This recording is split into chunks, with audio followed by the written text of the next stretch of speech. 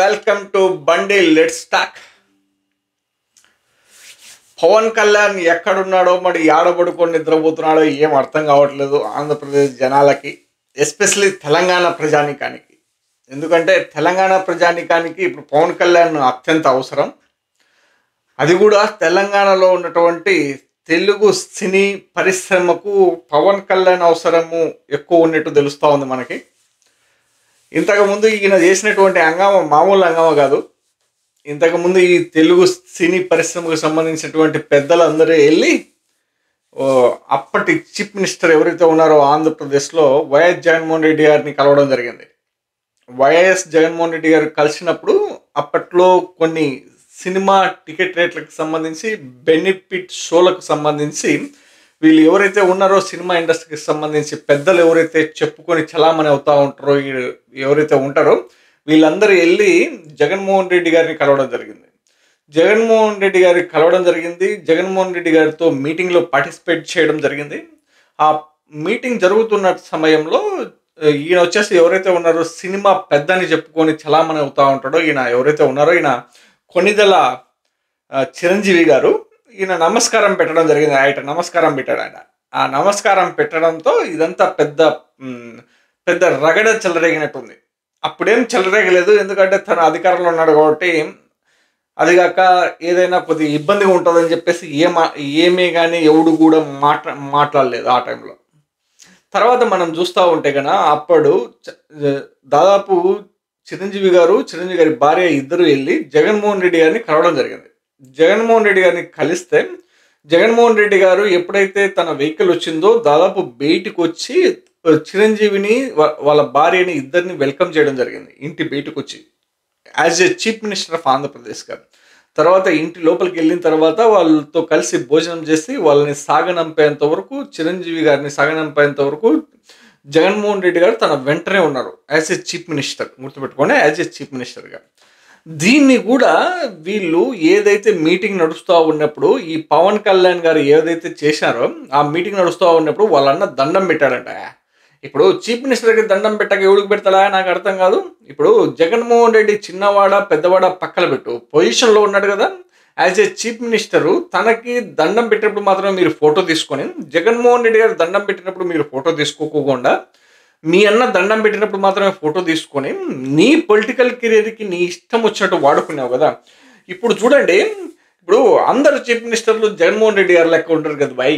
ఇప్పుడు చూడు, మీ అన్న వచ్చాడు రాడు, తెలంగాణలో మీ అన్న ఉన్నట్టు రాడు రేవంత్ రెడ్డి, వాంచుతా అనేట్టున్నాడు, వెనకాల ముందర వేసి పెద్ద రాడ్డు పెడతా అనేట్టున్నాడు. ఒకసారి చూడండి, పోయి తెలుస్తుంది ఎట్లుంటుంది, మీ పరిస్థితి ఎట్లా ఉంటుంది అన్నది. అందరూ పోయి మొత్తం ప్రతి ఒక్కడు శాలువాలు కప్పి దండం పెడతా అన్నా కానీ కనీసం దిగడం లేదు.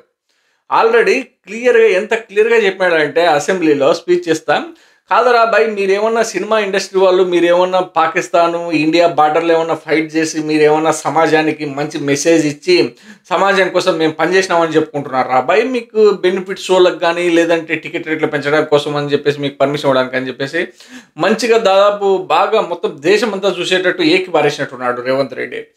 కరెక్టే చెప్పాను. నాకు తెలిసినంత వరకు ఒకనొక పాయింట్ ఆఫ్ వ్యూలో నేను అగ్రి కూడా చేయాల్సి వచ్చింది తనతో. మీరు చూడండి కావాలంటే, అంతే కదా. మరి ఇప్పుడు ఒక స్టేట్మెంట్ ఇంకా ఎక్కడో ఢిల్లీలో తన ఏడో ఒక కాన్క్లేవ్లో పార్టిసిపేట్ చేసినప్పుడు ఒక స్టేట్మెంట్ చెప్పాడు. అరే బాయ్, ఇప్పుడు సినిమా వాళ్ళకి ఎందుకు రేట్ల హైక్ ఇవ్వడానికి కానీ బెనిఫిట్ షోలకు కానీ ఎందుకు పర్మిషన్ ఇవ్వాలి? వాడు డబ్బులు పెడుతున్నాడు, డబ్బులు సంపాదిస్తూ ఉన్నాడు. It's look like A real estate అని చెప్పేసి చెప్తా ఉన్నాడు. రియల్ ఎస్టేట్ క్యాండిడేట్ ఏం చేస్తాడు? డబ్బులు ఇన్వెస్ట్ చేస్తాడు, డబ్బులు సంపాదిస్తాడు, వదిలేస్తాడు, అంతే. ఇప్పుడు వీళ్ళు కూడా అంతే కదా, డబ్బులు పెడతారు, డబ్బులు సంపాదిస్తారు. వీళ్ళకి ఇంత రెస్పెక్ట్ ఎందుకు ఇవ్వాలి అని చెప్పేసి తను ఒక క్వశ్చన్ రైజ్ చేశాడు. ఇది కరెక్టే అనిపించింది నాకు కూడా. ఇప్పుడు ఏమైంది, మొత్తం అంతా మీకు మర్యాదగా జగన్మోహన్ రెడ్డి మీకు మంచిగా చూసుకొని మర్యాదగా మిమ్మల్ని పంపిస్తే మీరు ఏం చేశారు? లాస్ట్కి తన మీదనే మీరు ఎంగిలి మూసారు. ఇప్పుడు ఏమయ్యా లాస్ట్కి మిమ్మల్ని ఇప్పుడు డైరెక్ట్ మెరుతో కొడుతున్నారు కాబట్టి మీరు అందరూ సైలెంట్గా ఉన్నారు. ఇప్పుడు నాకు అర్థం కాదు, ఇప్పుడు పవన్ కళ్యాణ్ డిప్యూటీ చీఫ్ మినిస్టర్గా ఉన్నాడు కదా, ఇప్పుడు మొత్తం అంతా ఇండస్ట్రీని అంతా ఏకి పారేస్తూ ఉన్నాడు కదా. మీరు ఏమన్నా ఇండియా పాకిస్తాన్ బార్డర్లో ఏమన్నా సైనికులుగా ఏమైనా పనిచేశారా అని చెప్తున్నాడు రేవంత్ రెడ్డి. మరి ఏం పవన్ కళ్యాణ్, నీ పరిస్థితి ఏంది, నీ కథ ఏంది, నీ ఒపీనియన్ ఏంటి దీని మీద? I'm just requesting, what is your opinion on this issue, entire issue? You haven't put even a single tweet or single statement regarding to this entire issue. You haven't commented. What is your opinion actually? As a cinema personality, as a cinema hero, you have a opinion, no? You have to express for the public actually. You should conduct one press conference and you should convey your opinion to the Telangana government or Revanth Reddy, who is Chief Minister of Telangana. See, my request is, see, whole film fraternity, they went to the Chief Minister Revanth Reddy and they surrender and they kneel down. It's completely ఎట్లా ఉండదంటే వాళ్ళంతా కంప్లీట్గా రేవంత్ రెడ్డి కాళ్ళు పట్టుకునేట్టే కనపడుతుంది. ప్రతి ఒక్కడు వెళ్ళి రేవంత్ రెడ్డికి శాలవాలు వేస్తాను కానీ కనీసం రేవంత్ రెడ్డి దేకడం కూడా దేకట్లేదు.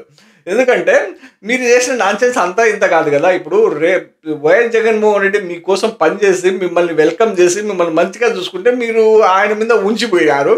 ఇప్పుడు డైరెక్ట్ రేవంత్ రెడ్డి మిమ్మల్ని ఉంచుతాడు కాబట్టి మీకు గతి లేని పక్షంలో ఆయన దగ్గరికి వెళ్ళి మీరు ఆయన్ని కాలు పట్టుకునేట్టే కనపడతా ఉంది. ఇప్పుడు పవన్ కళ్యాణ్ కానీ చిరంజీవి కానీ వీళ్ళిద్దరు పోనట్టే ఉన్నారు. వీళ్ళిద్దరు పోలేదు. అసలు నా దేశం మెగా ఫ్యామిలీకి సంబంధించిన ఎవడే కానీ పోనట్టున్నాడు. ఇప్పుడు మీ ఒపీనియన్ ఏంటి? మీరు ఎందుకు పోవట్లేదు? ఇప్పుడు బన్నీ ఎవరైతే అల్లు అర్జున్ అనే వ్యక్తి ఎవరైతే ఉన్నారో, ఈ అల్లు అర్జున్ అనే వ్యక్తి మీ కాంపౌండ్కు సంబంధించిన వ్యక్తే కదా. మీ ఒపీనియన్ ఏంటి? ఈ ఎంటైర్ ఇష్యూలో మీ ఒపీనియన్ ఏంటి? ఇంతకు ముందు ఆన్ తల్లికి లేసేటోడు కదా, పైకి కిందికి లేస్తూ ఉండేటు కదా.